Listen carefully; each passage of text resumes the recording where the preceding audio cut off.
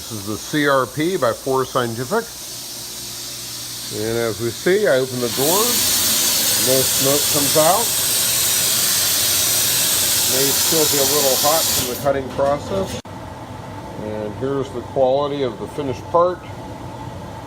I started the cuts on each piece. Some of the places you can see where I started it, some places you can't. And on the bottom, again, very clean. You can basically see where I started cuts, and but barely, and those will knock off extremely easily. If I just take this little piece that's right here where the initial cut was on the L, just take my fingernail, and it's gone. Just a little bit of discoloration there. There we go. Nice clean cuts. And if we did a lead in instead of starting right on the letter, then that mark wouldn't even be there.